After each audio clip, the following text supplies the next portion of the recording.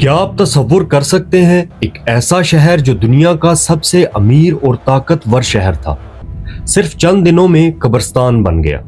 تاریخ گواہ ہے کہ جب دجلہ ندی کا پانی دیکھا گیا تو وہ پہلے لال تھا، ان لاکھوں مسلمانوں کے خون سے جنہیں بے رحمی سے کاٹا گیا، اور پھر وہ پانی کالا ہو گیا ان کروڑوں کتابوں کی سیاہی سے جنہیں دریا میں بہا دیا گیا تھا۔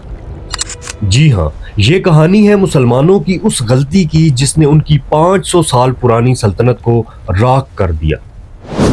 یہ کہانی ہے ایک غدار وزیر کی، ایک عیش پسند بادشاہ کی، اور ہلاکو خان کے اس قہر کی جس کی پیش گوئی خود نبی کریم صلی اللہ علیہ وآلہ وسلم نے صدیوں پہلے کر دی تھی۔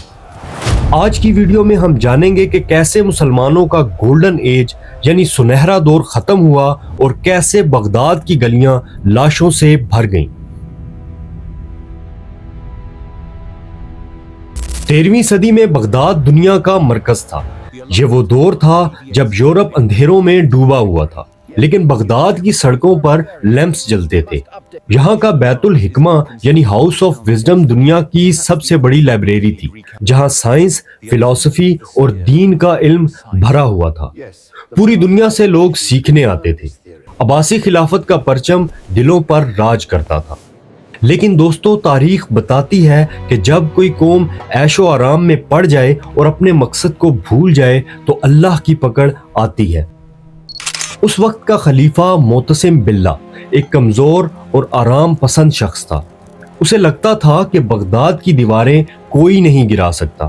اسے اپنے فوجی کمانڈروں سے زیادہ اپنے خوشامد کرنے والے وزیروں پر بھروسہ تھا، اور یہی وہ غلطی تھی جس نے آنے والے طوفان کا دروازہ کھول دیا۔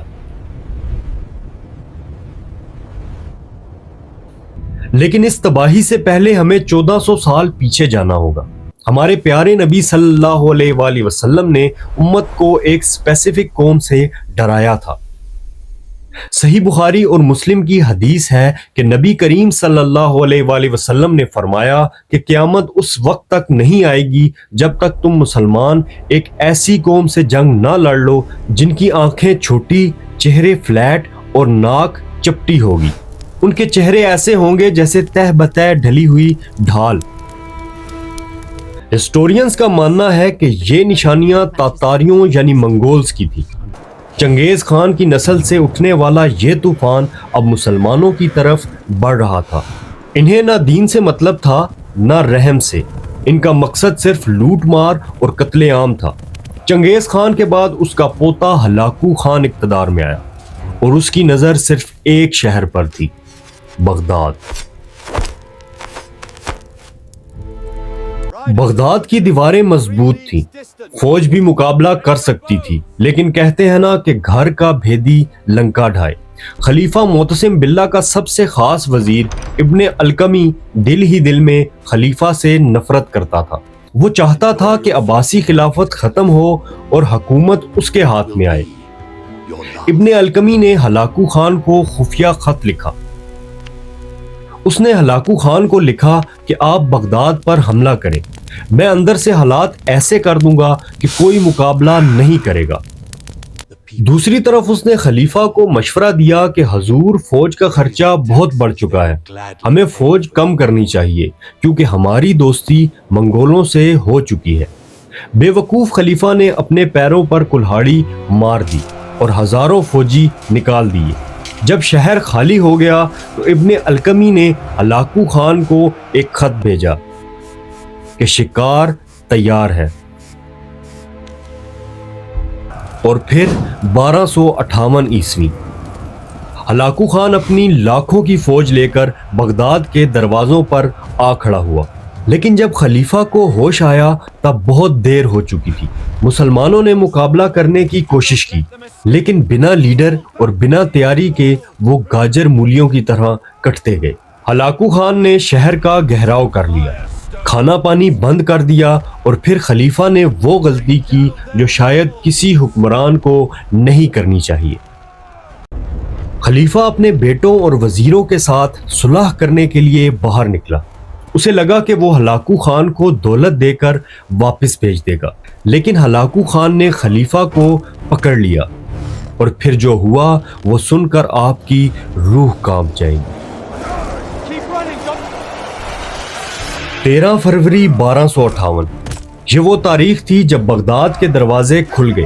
منگول فوج بھوکے بھیڑیوں کی طرح شہر میں داخل ہوئی۔ ہلاکو خان کا حکم تھا کہ کوئی زندہ نہ بچے۔ گلیوں میں، بازاروں میں، مسجدوں میں جہاں کوئی مسلمان نظر آیا اسے قتل کر دیا گیا۔ عورتیں، بچے، بوڑھے، کسی پر رحم نہیں کیا گیا۔ ہسٹورینز لکھتے ہیں کہ لوگوں نے جان بچانے کے لیے اپنے گھروں کے تہخانوں میں پناہ لی، لیکن منگولوں نے گھروں کو آگ لگا دی۔ کہا جاتا ہے کہ 40 دن قتل عام چلتا رہا۔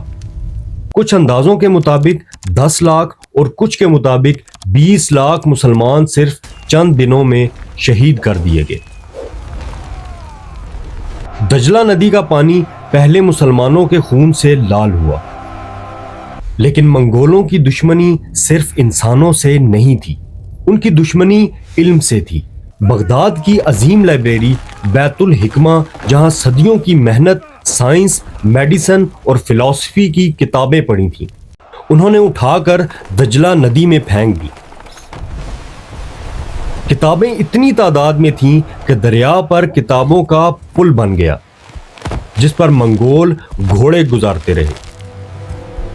دریا کا پانی جو خون سے لال تھا اب کتابوں کی سیاہی سے کالا ہو چکا تھا۔ مسلمانوں نے جو علم 500 سال میں جمع کیا تھا وہ چند گھنٹوں میں پانی میں بہا دیا گیا۔ یہ انسانیت کی ہسٹری کا سب سے بڑا انٹلیکچوئل لاس تھا۔ اب باری تھی خلیفہ کی، جسے اپنی دولت پر ناز تھا۔ ہلاکو خان نے خلیفہ معتصم باللہ کو قید کیا اور اسے بھوکا رکھا۔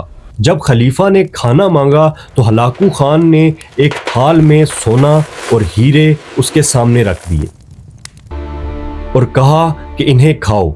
خلیفہ نے کہا میں سونا کیسے کھا سکتا ہوں؟ ہلاکو خان ہنسا اور جواب دیا کہ اگر تم یہ سونا کھا نہیں سکتے تو اسے جمع کیوں کیا؟ اس دولت سے اپنی فوج کو مضبوط کیوں نہیں کیا تاکہ آج مجھے روک پاتے؟ خلیفہ کے پاس کوئی جواب نہیں تھا۔ منگولوں کا ماننا تھا کہ اگر کسی بادشاہ کا خون زمین پر گر جائے تو بدشگنی ہوتی، اس لیے انہوں نے خلیفہ کو مارنے کے لیے ایک خوفناک طریقہ نکالا۔ خلیفہ کو ایک کارپیٹ میں لپیٹ دیا گیا اور پھر اس کے اوپر ہزاروں گھوڑے دوڑائے گئے۔ مسلمانوں کا خلیفہ گھوڑوں کی ٹاپوں کے نیچے کچلا گیا۔ یہاں عباسی خلافت کا سورج ہمیشہ کے لیے غروب ہو گیا۔ لیکن دوستو، بغداد کی تباہی صرف ایک حادثہ نہیں تھا، یہ ایک سبق تھا۔ جب مسلمانوں نے تلوار چھوڑ کر عیش و آرام چن لیا، جب اپنوں نے غداری کی اور جب فرقہ واریت عام ہوئی تو اللہ نے ذلت مقدر کر دی۔ اگر آپ کو آج کی ویڈیو پسند آئی اور آپ مسلمانوں کی ہسٹری پر اور ایسی ویڈیوز دیکھنا چاہتے ہیں تو ویڈیو کو لائک کریں اور کمنٹ میں اللہ اکبر لکھیں۔ ملتے ہیں اگلی ویڈیو میں۔ اللہ حافظ۔